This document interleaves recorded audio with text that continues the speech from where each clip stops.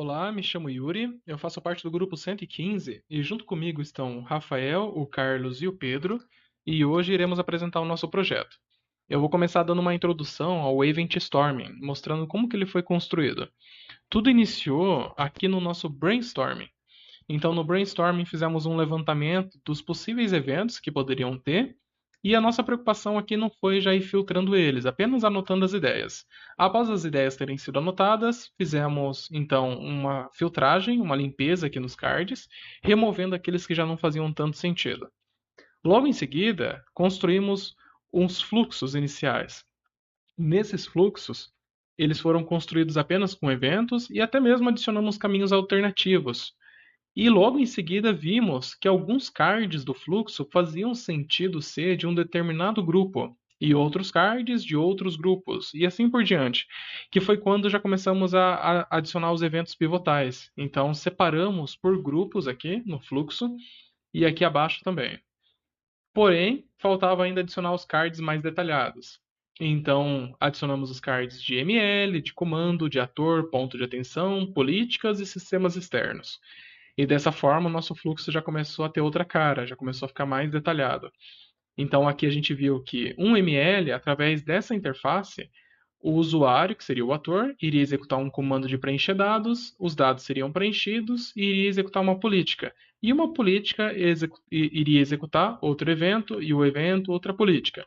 Porém, nessa parte, a gente conseguiu construir o nosso fluxo inteiro aqui, porém vimos que alguns erros foram cometidos. E então, lá no final, a gente conseguiu já organizar tudo, separando exatamente 6 agregados e aqui seguindo todas as regras de forma correta. Então, o ML, que o usuário, através dessa interface, o usuário executaria um comando que iria gerar um evento. Após o evento, uma política seria acionada e essa política executaria outro comando. E esse comando, um evento. O evento chamaria um sistema externo e o sistema externo executaria outro evento. Então, dessa maneira, a gente já foi separando aqui e organizando os nossos agregados.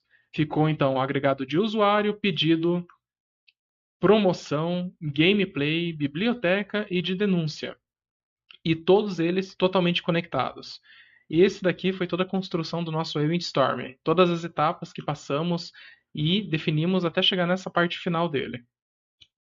Dando continuidade, irei apresentar toda a configuração em relação ao Entity Framework Core, que foi o ORM que utilizamos em nosso projeto. Então, na camada de infraestrutura, optamos em trabalhar com o padrão repositório, pois ele torna o código menos acoplado, mais modular, mais fácil de fazer manutenção e até mesmo mais organizado, já que ele separa a lógica de negócios da camada de acesso a dados.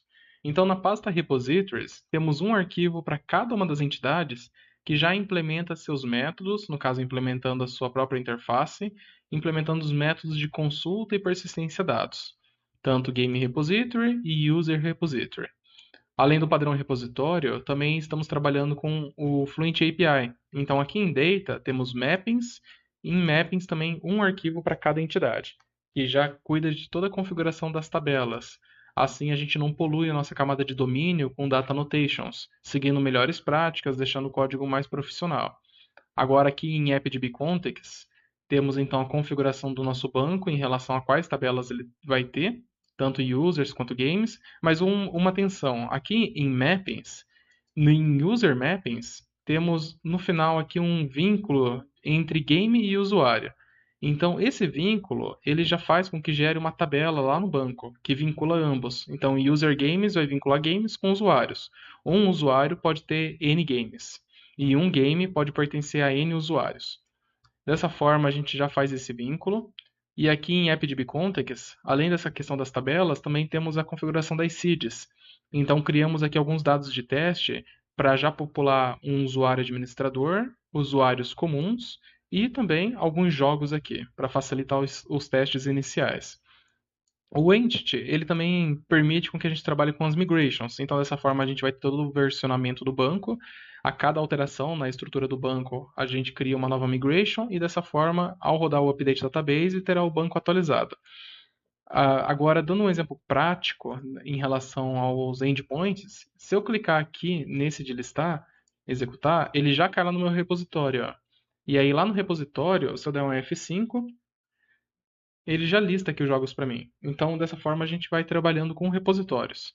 Agora, aqui na API, se eu vir em App Settings, temos a Connection String, Default Connection e sendo uma conexão local, que é exatamente a conexão com o nosso banco de dados, que ela está registrada aqui no Program, porém, aqui no Program, se for ver, ela está sendo chamada lá em Infrastructure. Então, se eu vim aqui na camada de Infrastructure Extensions, eu tenho aqui a chamada do Default Connection. E dessa forma foi toda a nossa configuração em relação ao Entity Framework Core. Olá, eu sou o Pedro e eu fiquei responsável por explicar um pouco da nossa arquitetura utilizada no nosso projeto. Utilizamos um DDD com Clean Architecture, o DDD foi nos ensinado nas aulas do curso e vamos começar aqui com a camada principal, que é a camada de domain, é a camada de domínio, onde fica a nossa regra de negócio pura e que vai definir nossas regras da nossa aplicação, imutáveis e não acessadas exteriormente. Utilizamos nela a nossa linguagem ubíqua para melhor conversação entre o nosso time de desenvolvimento e um time de negócio. Um pouco mais acima, temos a camada de application, a camada de orquestradora, de DTOs, que os DTOs são responsáveis por não deixarmos nossas entidades principais do domain expostas. Eles usam os DTOs que chegam para não deixarmos nossa domain exposta para exteriormente. Temos a nossa interface, que utilizamos como nossa inversão de dependências, para não conversar diretamente com o nosso código de service, por exemplo, para que antes tenha uma camada um pouco mais segura de interface que não conhecerá nenhuma nem outra. Temos os nossos services que realmente orquestram essa questão de buscam dados, aplicam a regra do domínio e a salvam. Um pouco mais abaixo temos a camada de infraestrutura, infrastructure. Aqui é onde fica a questão do banco de dados, onde é a parte principal de banco, conexão do banco. Aqui realmente ele vai salvar algo no banco, excluir algo no banco ou buscar algo no banco. Utilizando principalmente para isso o Entity Framework explicado pelo Yuri. E aqui que fica a nosso SQL, basicamente. Aqui acima temos a nossa questão de API, onde fica a nossa controller para chamadas HTTP e middlewares. Vou fazer um exemplo agora com vocês. Fazer um CRUD de game aqui. Temos GTA V, preço a 400, o maior dos games. Vamos fazer um post. Já estou pré-logado, conforme foi explicado pelo Rafael. Salvo aqui, 201. Vamos guardar esse ID, 24.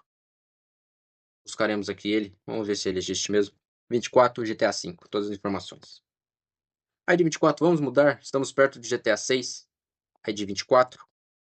Vamos mudar para GTA 6. 450, aumenta um pouco o preço, né? O maior dos games realmente alterado, ID 24. Vamos buscar ele para ver se realmente foi alterado. Fazendo um get completo. GTA 6, o maior dos games realmente foi alterado no nosso banco. Ah, quero excluir. ID 24, excluído com sucesso. Aqui podemos ver que eles não estão mais presentes. Muito obrigado. Olá, eu sou o Rafael e vou apresentar para vocês a parte de autenticação e autorização que nós implementamos no nosso projeto. Para habilitá-lo, aqui na nossa API, nós precisamos adicionar algumas coisas aqui na Program CS.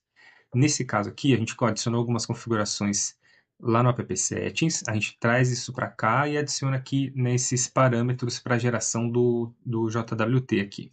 Depois disso, nós chamamos alguns métodos aqui para adicionar alguns serviços e dependências do próprio .NET. Então, tanto o Edge Authorization como os métodos useAuthentication e useAutorization.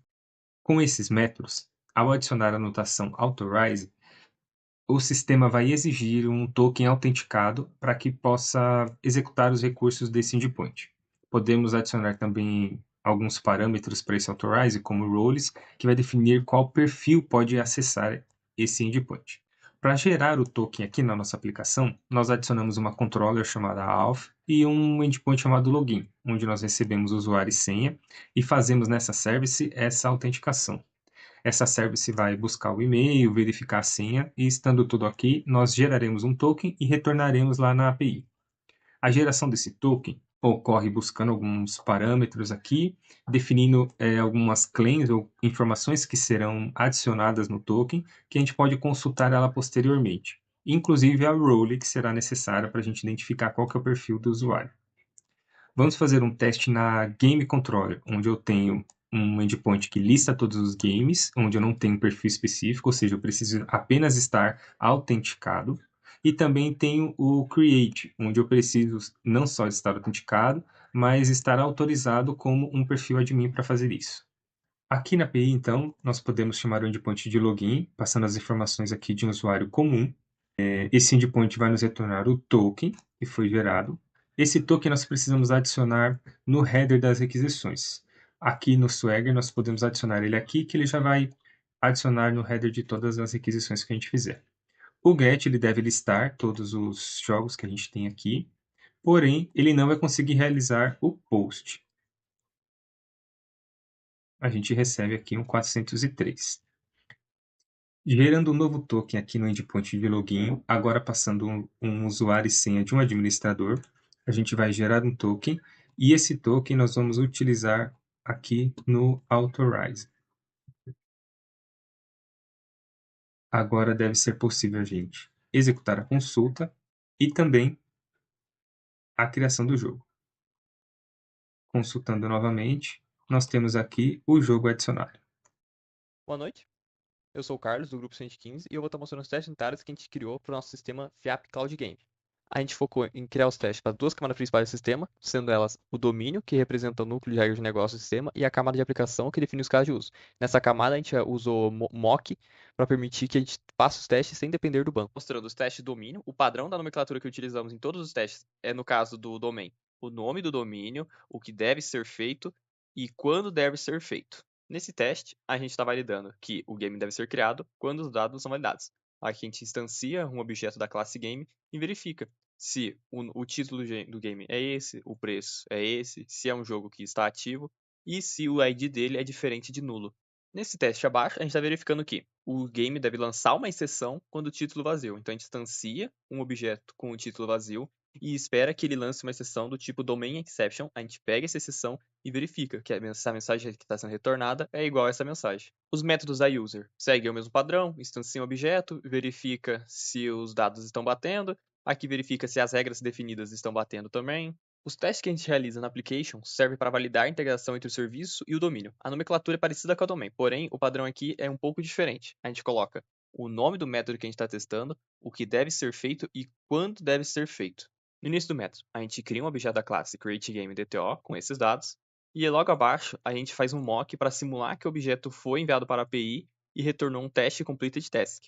Abaixo a gente envia esse objeto criado para o serviço com o método createAsync, pega esse retorno e valida o retorno, se ele está com o mesmo com esse título, com o preço e se está ativo, assim como esperado. Aqui a gente faz uma validação para garantir que ele foi salvo apenas uma vez. No método abaixo, a gente está testando o método createAsync, onde deve lançar uma exceção quando o título estiver vazio. Então a gente instancia um objeto da classe createGameDTO com o título vazio, manda esse objeto para o service com o método createAsync e espera que ele retorne uma domain exception e nunca salve no banco.